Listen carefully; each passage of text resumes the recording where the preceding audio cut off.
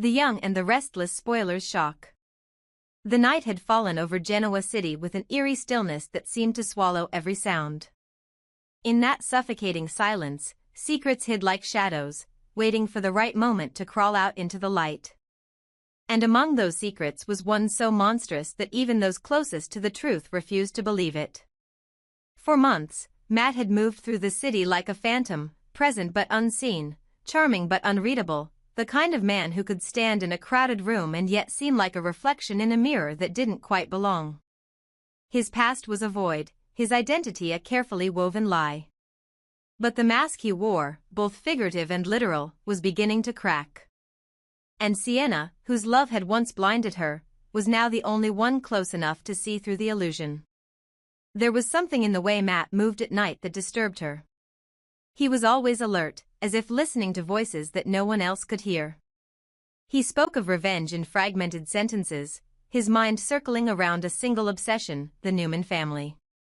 He despised them, hated their power, their unity, the way they always managed to rebuild no matter how many times life tried to destroy them. Sienna had thought it was jealousy, the usual kind that men nursed when standing in the shadow of giants. But this was different. His hatred was personal, precise, and surgical, as if he knew their every weakness. The more she watched him, the more she realized that Matt was not the man she thought she loved. He wasn't just broken, he was manufactured, designed for one purpose only, destruction. It all began to unravel on a night when Victoria, restless and tormented by her own suspicions, decided she could no longer ignore the whispers that surrounded Claire's sudden involvement with Matt. Something about their connection didn't fit. It wasn't just a secret affair, it was a partnership in something darker. The fragments of conversations, the hidden meetings, the subtle shifts in Claire's behavior all pointed to manipulation. So, Victoria did what she had always done when danger threatened her family, she took matters into her own hands.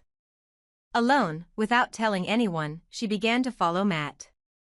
The trail led her to an abandoned property on the outskirts of Genoa City, a crumbling estate hidden behind thick woods and broken fences, a place that seemed long forgotten by time. Yet, inside, faint light flickered from the windows, an unnatural glow that cut through the fog. Victoria parked her car far enough away to avoid being noticed and approached on foot, her heartbeat echoing in her ears. Through the cracks of an old window, she saw him. Matt stood in front of a mirror, his back to her, his reflection barely visible in the dim light. For a moment, nothing seemed out of the ordinary. But then he began to undress. Not with the casual gestures of a man preparing for sleep, but with the ritualistic precision of someone peeling away a disguise. Victoria's breath caught as she saw him reach behind his neck and tug at something beneath his collar. There was a faint tearing sound, soft but unmistakable. And then, to her horror, she realized what she was seeing. Matt wasn't removing a shirt or jacket, he was peeling away a mask. The skin came loose in grotesque folds, revealing a face beneath that made her stomach twist. It wasn't Matt at all. It was someone else. Someone she knew. Someone she had buried in her past like a nightmare that refused to die. The reflection in the mirror looked back at her with eyes she would never forget. J.T. Hellstrom. Her ex-husband. The man who had once vowed to love her, then tried to destroy her. The man she believed had died, whose name still haunted her in every shadowed corner of her mind. He was alive, standing there, breathing, his face twisted into a smile that was both cruel and triumphant. For years, she had tried to heal from his abuse, to rebuild herself, to raise her children without the specter of fear. And now, the ghost she thought she had escaped was standing a few feet away, hidden behind the flesh of another man. Her body froze in terror, her heart pounding so violently she feared he might hear it. She stumbled back from the window, one hand pressed against her mouth to keep from screaming. The realization struck like lightning through her mind. He had returned for revenge. His transformation, his disguise, his infiltration into their lives, it had all been planned. He had inserted himself into their world under the name Matt, manipulating relationships, targeting Noah and Sienna, infecting the Newman family from within like a parasite feeding off trust and love. And no one had seen it. Not even Victor, with all his power and paranoia. Victoria fled the property that night, her mind spinning in disbelief. The forest around her seemed alive, whispering her name, echoing the horrors she had just witnessed. When she reached her car, she locked the doors with shaking hands and stared into the darkness ahead, the weight of her discovery crushing her chest. She wanted to call the police, to call her father, to warn everyone, but fear held her back. JT had always been 2 steps ahead. If he had managed to deceive everyone this long, he had allies, plans, and contingencies. Exposing him too soon might endanger them all. She drove home in silence, her headlights slicing through the night, her thoughts consumed by one unanswerable question: how far was he willing to go this time? Sienna, meanwhile, was unraveling in her own way. The guilt of her choices and the strange, unpredictable behavior of the man she once trusted began to eat away at her. She remembered nights when Matt would wake in a cold sweat, muttering names: Victoria, Victor, Newman. He had spoken of betrayal, of humiliation, of being left to rot while the world moved on. She had assumed it was trauma, maybe a broken heart from some long-lost love. But now, those fragments began to align. She recalled his obsession with surveillance, his interest in the Newman family history, the way he watched Victoria from afar with a hunger that wasn't love, it was vengeance. When the truth finally struck her, it was too late to pretend ignorance.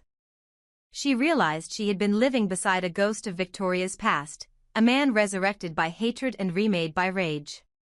Victoria knew she had to act fast. She spent the next morning gathering evidence, searching through company databases, medical records, anything that could prove what she had seen.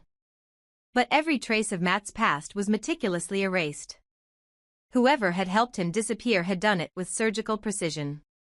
There were fake documents, falsified identities, and untraceable bank accounts. It was a web of deception too complex for one man to build alone. That realization chilled her to the core.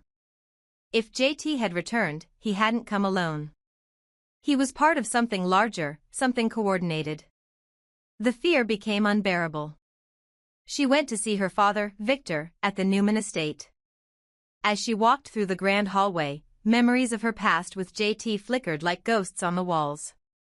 The arguments, the apologies, the manipulation, all of it came flooding back. She had once believed in redemption, had even convinced herself he was gone for good. Now she knew that the monster she thought she'd escaped had only changed its skin. She needed to tell Victor before JT struck again. But even as she prepared to speak, the house lights flickered. A power outage cut through the estate, plunging everything into an unnatural darkness. From outside came the distant sound of thunder, though the forecast had promised clear skies. The staff scrambled, but Victoria's instincts screamed that this was no coincidence. Somewhere out there, in the night, JT was watching, waiting for his moment to reintroduce himself to the family he had sworn to destroy. In the hours that followed, Victoria would tell her story, every detail of the mask, the transformation, the face beneath the lie. The family would react with disbelief, horror, and rage. But the truth, once spoken, could not be contained. JT Hellstrom, long thought dead, had returned. And this time, he wasn't coming for forgiveness. He was coming for everything the Newmans had ever loved. The revelation tore through Genoa City like wildfire. News outlets caught wind of it, the police launched an investigation, and the Newman family went into lockdown. But deep down, Victoria knew it was only the beginning. JT had survived once, he could survive again. He was a man who thrived on control, who built his identity out of manipulation. He would strike again, not just to hurt them, but to make them doubt their own reality. Because for JT, the true revenge was not in killing, it was in making his victims live in fear of the day he finally did. And as the storm rolled over Genoa City, lightning illuminated the reflection of a figure standing just beyond the estate gates. A familiar face, wearing the faintest of smiles, eyes glinting with the satisfaction of a plan well executed. He had returned from the dead, and this time, he would not disappear until the Newman name was buried beside him. The night air burned cold against Victoria's skin as she ran from the house, her breath trembling in ragged bursts, her heart pounding not from exhaustion but from disbelief. The forest around her was silent except for the crunch of dry leaves beneath her heels and the frantic beat of her pulse. Behind her, that house, his house, loomed like a dark wound against the skyline, its windows glowing faintly as if alive, watching her escape. She had seen ghosts before in her life, but nothing like this, nothing so raw, so human, so horrifying. JT was alive. The man she had buried in her past, the monster she thought time had finally erased, was standing again in flesh and blood, wearing another man's face and another man's name. Matt was just a costume, and beneath it hid the man who had once claimed to love her but who now wanted nothing but to watch her world crumble to dust. Victoria didn't stop running until she reached her car.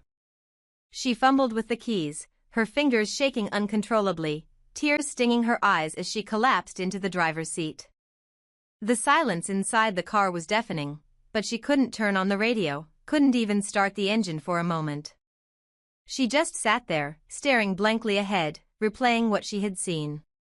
JT, his movements, his tone, that faint, cold smirk, none of it felt human anymore. There was no trace of remorse, no shadow of the man she once loved. Only hatred remained, distilled and pure. And yet, part of her understood why. The Newman family had destroyed him in ways even she had never fully admitted. They had humiliated him publicly, stripped him of power, painted him as unstable until there was nothing left but the image of a broken man. When he disappeared, most assumed he had perished or vanished under shame. But clearly, he had survived, and every year since had been spent rebuilding himself, layer by layer, until he was ready to return and burn the entire Newman dynasty to the ground. It made a twisted kind of sense. JT was always methodical, always precise. His revenge wouldn't come in chaos, it would come disguised as order, under false names and reconstructed identities. Now that she thought about it, the signs had been there all along. Sienna's confusion, her discomfort around Matt, the strange way his eyes never quite matched his smile, all of it pointed to something deeply wrong. But no one wanted to see it. Sienna had loved him, or thought she did, but love built on illusion is a kind of blindness. What she mistook for distance was disgust, what she called mystery was the hollow presence of a man who wasn't really there at all. In the days before the shooting, whispers had already begun to circulate about Mitch's disappearance. He was last seen near the docks, his car abandoned, his phone found shattered in an alleyway. At first, everyone assumed he had fled town after some shady business deals went wrong. But now, the pieces began to fall into place in Victoria's mind like jagged shards. What if Mitch hadn't vanished at all? What if JT had taken him, stolen his life, his face, his very existence? It would explain everything. Mitch and Matt were connected by timing, by presence, by the void that followed one's disappearance and the other's sudden arrival. Sienna's unease wasn't paranoia, it was her subconscious screaming that the man she was with wasn't who he claimed to be. Victoria's car roared to life, the headlights slicing through the fog as she sped down the empty road toward Genoa City. The closer she got, the more her fear turned into fury. She had spent years rebuilding herself from the trauma JT inflicted, clawing her way back into strength and stability, only to find that he had never left. He had been watching, planning, waiting. And now he was back not just to destroy her, but to dismantle everyone she loved. Her father, her brothers, her children. The entire Newman family had become his target, and he was executing his revenge with surgical precision. Every tragedy, every scandal, every fracture that had shaken the Newmans over the past few months, it all led back to him. JT's motives were both personal and poetic.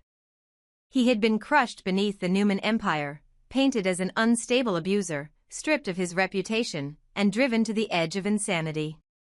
The world had forgotten his side of the story, written him off as a villain. But villains are born from wounds, and his wounds had never healed. His mind had twisted those scars into purpose. He wanted the Newmans to suffer as he had, to feel powerless, humiliated, and broken. Killing Mitch was not an act of impulse, it was a rehearsal, a test. By stealing another man's face, he had proven to himself that he could rewrite identity itself. If he could live as someone else, deceive everyone around him, and infiltrate their circle, then destroying them from within would be effortless. In his secluded house, JT, or whatever remained of him, watched the night through a narrow window. He no longer needed to hide behind masks, but he kept the remnants of his disguise close, folded neatly beside the mirror where he had peeled it away hours earlier. Beneath the faint glow of a single lamp, his face looked almost unrecognizable even to himself. The years of isolation had carved sharpness into his features, bitterness into his eyes. He no longer felt like the man who once played with his son or whispered promises to Victoria. That man had died long ago, buried under betrayal. What stood in his place was something colder, a strategist, a ghost in human form. He had lived through humiliation and rebirth, and now he was ready for the final act of his long-awaited vengeance. But as much as JT convinced himself that his hatred was righteous, there were moments, fleeting and cruel, when the past clawed at him. When he thought of Victoria's tears, of the life they could have had if things had been different, his anger faltered for a heartbeat. Then the memory of Victor's contempt, of the Newmans turning their backs on him, hardened him again. He told himself they had chosen this fate. They had made him into the monster he had become. And now, he would make them see the consequences of what they created. Sienna, in her apartment across town, stared at the phone in her hand, trembling. The truth she had uncovered over the past few days had shattered her sanity. She had found fragments of Mitch's identification hidden in Nat's things, his driver's license, his watch, a photograph burned at the edges. Her mind refused to process it at first, but deep down, she knew. The man who held her, who whispered love into her ear, wasn't Matt. It was someone else entirely, someone who looked at her with hunger but never warmth. Her instincts screamed danger, but her guilt kept her silent. Every lie she told herself unraveled in those moments. She remembered the way he avoided mirrors, the way he disappeared for hours, the strange scars along his jawline that never seemed to heal. Everything she had ignored out of fear now became undeniable evidence. When she heard the news of Nick's shooting, she understood the full scope of what she had been part of. The man she had loved had become a murderer, and she had been sleeping beside a ghost. Now, she wanted to come clean, to tell Victoria everything. But fear made her hesitate. If JT had already killed once to secure his disguise, what would stop him from killing again? She packed a small bag, her hands shaking, her breath shallow. She had to move fast, had to disappear before he realized she knew. Yet even as she tried to flee, she couldn't shake the image of his eyes, the eyes that once seemed human now empty, soulless, like a reflection of her own guilt. Victoria reached home just as dawn broke, the pale light bleeding through the clouds like bruised skin. She called her father immediately, her voice hoarse and trembling, and told him everything she had seen. Victor listened in silence, but his expression turned darker with every word. He had always suspected that enemies lurked in the shadows, but he had never imagined the ghost of their past would return this way.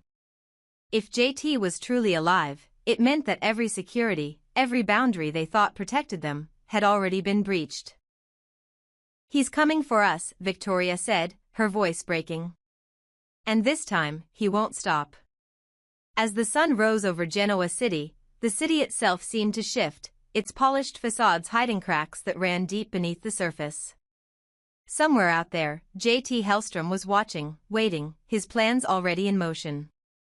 The Newmans had built their empire on power and pride, but even the strongest foundations crumble when haunted by their own sins. The man they had destroyed had returned to claim his revenge, not as the broken husband they once pitied, but as a phantom who wore the faces of the dead. And as Victoria stood by her window, staring out at the skyline, she knew one truth above all others: this was not the end. This was only the beginning of JT's reckoning, a reckoning that would consume not just her family, but everything she had ever loved.